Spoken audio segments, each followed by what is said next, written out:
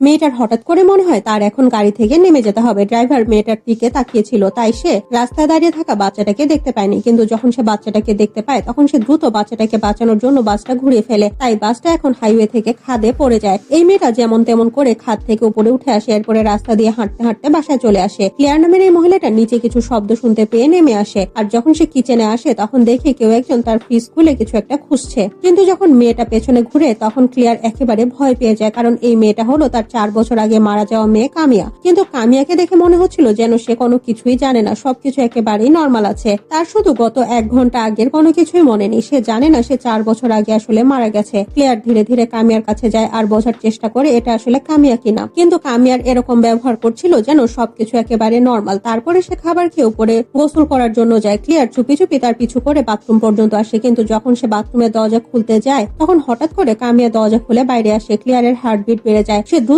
কামিয়ার ঘরে এসে সেই প্রত্যেকটা জিনিস সরিয়ে ফেলে যেটাতে তার মৃত্যুর ছোঁয়া লেগে আছে, যাতে করে কামিয়া কোনো কিছুই বুঝতে না পারে। এখন সে কামিয়াকে টাওয়াল দিয়ে নিচে নেমে আসে। ক্লিয়ার অনেক কনফিউজড হয়ে আছে, তাই সে সাথে সাথে তার এক্স হাজবেন্ডকে ফোন করে। কিন্তু শুরুর দিকে ক্লিয়ারের হাজবেন্ড তার কথা বিশ্বাস করে না। তার কাছে মনে হচ্ছিল ক্লিয়ার তার মেয়েকে এতটাই মিস করছে যে সে হ্যালুসিনেট করছে। কিন্তু যখন সে বাসায় এসে বাথরুমের পানির শব্দ শুনে দরজা খুলে দেখে তখন দুজনেই অবাক হয়ে যায়। ভেতরে সত্যি সত্যি কামিয়া রয়েছে। এরা বুঝতে পারছে না আসলে এখানে কি হচ্ছে। যখন পিটার বাসায় ফিরে আসে তখন ক্লিয়ার জানায় কামিয়া ফিরে এসেছে। পিটার এটা শুনে অবাক হয়ে যায়। সে ক্লিয়ারের এক্স হাজবেন্ডকে দেখে মোটেও খুশি হয় না। এখন ক্লিয়ার কামিয়ার কাছে পিটারকে ডক্টর বলে পরিচয় করিয়ে দেয়। পিটার যখন কামিয়াকে অ্যাক্সিডেন্টের ব্যাপারে জিজ্ঞেস করে তখন কামিয়া জানায় তার কোনো কিছুই মনে নেই। সে হঠাৎ করে এখানে ঘুম থেকে জেগে উঠেছে। এখন কামিয়া জানায় তার অনেক ক্লান্ত লাগছে, তাই যাতে এরা এখান থেকে চলে যায়। রাতে রিনা যখন বাসায় ফিরে আসে তখন সে দেয়ালে ঠক ঠক শব্দ শুনতে পায়। শব্দটা থামে আর আবারও দুবার শব্দ হয়। এটা শুনে রিনা অনেক ভয় পেয়ে যায় আর ধীরে ধীরে দেয়ালের কাছে গিয়ে শব্দটা শোনার চেষ্টা করে। আর উত্তরে সে আবারও সে দেয়ালে দুবার নক করে। আর তখন